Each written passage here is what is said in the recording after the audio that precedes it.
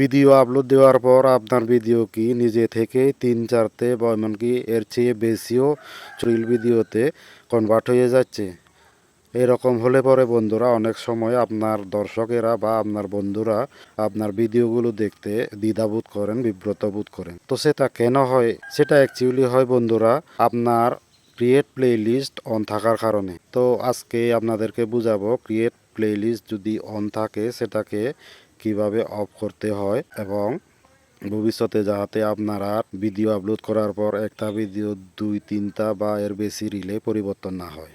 আবার আপনি ইচ্ছে করলে পারবেন যে কোনো ভিডিওকে কয়েকটা রিলে পরিবর্তন করে আপনি আপলোড করতে পারেন। তো আসুন তাহলে স্ক্রিন ভিডিওর মাধ্যমে আপনাদেরকে বুঝিয়ে দিই কিভাবে ক্রিয়েট প্লেলিস্ট অন থাকাটা অফ করে রাখতে হয়।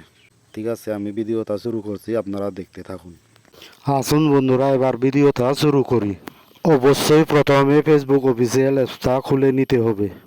এবার হোয়াটস অন ইউর মাইন্ডসে ক্লিক করলে আপনাদের কিছু একটা লেখার অপশন দেখাবে। আমরা সেখানে যাব না, আমরা নিচে যেখানে ফটো অ্যান্ড ভিডিও রয়েছে সেখানে যাব।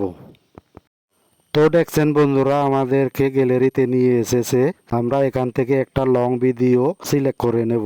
এখান থেকে একবার নেক্সট যেতে হবে। তো এখানে আপনারা ভিডিও যেভাবে আপলোড করেন সেভাবে সবকিছু লিখে নেবেন।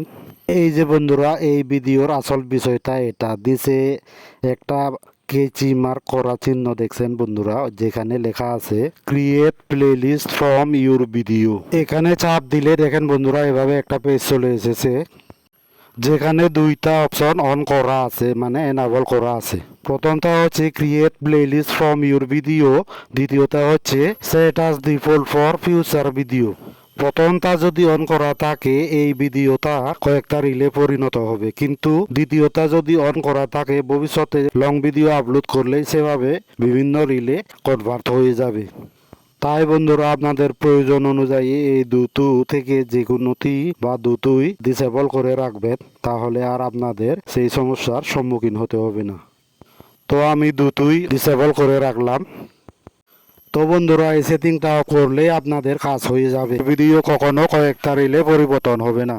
তো বন্ধুরা, ভিডিওটা দেখে আশা করি বুঝতে পেরেছেন কিভাবে আপনাদের ভিডিও যদি পোস্ট করার পর অনেকটা রিলে পরিবর্তন হয় সেটাকে কিভাবে অফ করে রাখা যায় এবং আপনার বন্ধুদের তথা আপনার দর্শকদেরকে বিব্রত হওয়া থেকে কিভাবে রক্ষা করা যায়।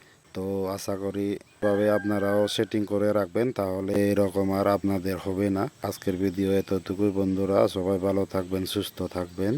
সবাইকে আবারও নমস্কার জানিয়ে ভিডিও এখানেই শেষ করছি। ধন্যবাদ।